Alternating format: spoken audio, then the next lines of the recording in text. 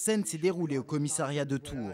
Ces faux militants pro-Marine Le Pen viennent déclarer une manifestation, elle aussi fausse. Il s'agit d'acteurs de l'émission décalée Action discrète diffusée sur Canal+.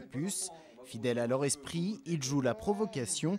Face à eux, un policier qui tient des propos tendancieux. Tu sais qu'il existe au sud de Berlin un camp magique appelé Auschwitz. Mais sympa, sympa, je dirais. Moi, sur le fond de votre festivité, ouais, c'est ça, c'est cool. J'ai rien compris. On rigole. Bien l'esprit de votre fête. Ouais, c'est sympa. Voilà, c'est festif. C'est festif. C'est festif, mais le problème, c'est que dans la ville, là, c'est un week-end, vous n'allez pas être tout seul. Comme On a l'extrême gauche à Tours, ouais. il y a des anti-tout, déjà, et puis vous cassez le cul, hein. C'est sûr. Effet pervers de la télévision ou réelle sympathie avec les idées xénophobes, les autorités policières et préfectorales dénoncent en tout cas un montage inacceptable, des bribes de phrases sorties de leur contexte. La préfecture n'a pas souhaité faire de nouvelles déclarations ni sur cette affaire, ni sur cette autre polémique, celle de l'utilisation d'étiquettes syndicales par des policiers chargés d'assurer le renseignement dans la manifestation de samedi dernier.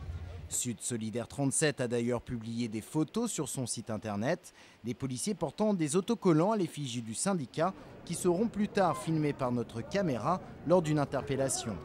Pourtant, les ordres étaient clairs, une note de service avait interdit une telle pratique. Les organisations syndicales ne sont pas les forces répressives de l'État, elles ne sont pas là pour ça, ce sont des organisations ouvrières et elles n'ont pas à être utilisées ou instrumentalisées par un pouvoir quel qu'il soit. Ce sont des opérations de basse police, non seulement les policiers en civil qui ont fait ces agissements sont condamnables et il devrait y avoir une enquête administrative à ce sujet-là. La préfecture de son côté fait savoir qu'une telle méthode n'est pas illégale, mais qu'elle n'est pas d'usage en Indre-et-Loire.